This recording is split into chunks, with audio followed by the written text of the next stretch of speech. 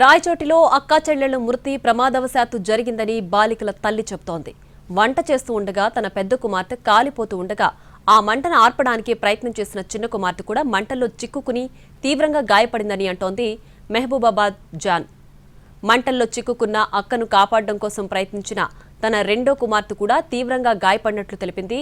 పెద్ద కుమార్తెకు పెళ్లిళ్లు కుదరకపోవడంతో తాను తన భర్త ప్రార్థనలు చేయడానికి వెళ్లిన సమయంలో ఈ ఘటన జరిగినట్లు ఆమె వివరించారు. అక్కా చెల్లెలు ఇద్దరు దహనమైన ఘటనపై మరిన్ని వివరాలను మా ప్రతినిధి రమేష్ అందిస్తారు. రాయచోట్లో ఇద్దరు యువతులు ఆత్మహత్యాయత్నం చేసుకోవడం చాలా విషాదాన్ని నింపింది. అయితే ఎందుకు ఈ ఆత్మహత్య జరిగింది అన్నటువంటి విషయాలు మనతో మాట్లాడడానికి ఆ మృతి చెందినటువంటి యువతుల తల్లి మనతో ఉన్నారు. ఇప్పుడు ఆమెను మాట్లాడి వివరాలు తెలుసుకునే ప్రయత్నం చేద్దాం. అమ్మ, ప్రధానంగా చెప్పండి, అంటే నిన్న జరిగినటువంటి ఇద్దరు ఆత్మహత్యాయత్నం జరిగింది, ఎట్లా జరిగింది, ఎందుకు జరిగింది?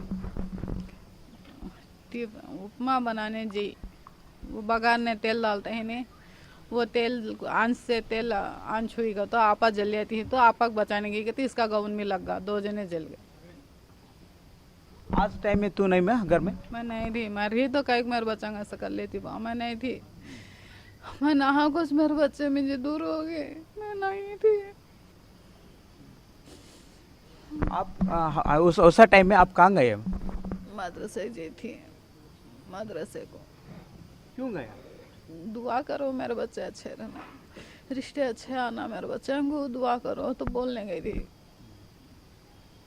कहीं कोई शादी होते नहीं मैं उसका मालूम नहीं, वो मालूम हुआ तो मैं कहीं कर लेती बा, रिश्ते जुड़े नहीं मटे। मैं दुआ करो, दुआ करे तो हमें मुस्लिम नहीं क्या, दुआ करे तो मुसलमाना को मुसलमाना अल्लाह रहम कर दागो तो थी बेटे, अल्लाह रहम ऐसा करा ला, क्या करो।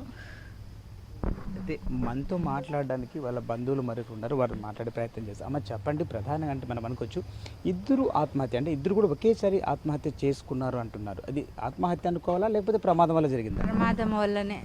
ప్రమాదం వల్లనే పాప వాళ్ళ అమ్మ నాన్న వాళ్ళ అవ్వ వచ్చి మద్రసా హజ్రత్ దగ్గర దువా చేపిస్తే ఇవే పెద్దనాలు కుదురుతాయేమో, అందరూ వస్తుండారు చూస్తుండారు, చేసుకుంటామంటారంట. ఇంటికి పోయినాక ఏదో ఒకటి సమస్య చెప్తారంట, అందుకనేసి ఏమో కుదరడంలే అనేసి పోయి ఎవరో వీధిలో చెప్పినారని పిల్లలే చెప్పినారంట అత్తకు, మా మద్రసా కాడ పోయి చెప్తే కుదురుతుందంట అని. అందువల్ల వీళ్ళు ముగ్గురు పోయినారు, పిల్లలు ఇద్దరే ఉన్నారు. ఇంకా సాయంత్రానికి తినేదానికి ఏం చేయాలంటే అమ్మ ఉప్మా చేయని చెప్పి పోయిందంట.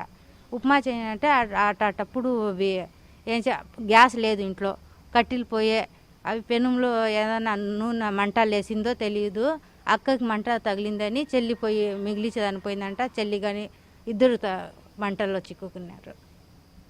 సో వీళ్ళకు ఇప్పుడు పెళ్లి కాలేదని ఎప్పటి నుంచి పెళ్లి ప్రయత్నాలు చేస్తున్నారు? ఇప్పటివరకు ఎన్ని పెళ్లి సంబంధాలు వచ్చి వెళ్ళిపోయాయి అనుకోవచ్చు? 7 నెలల నుంచి.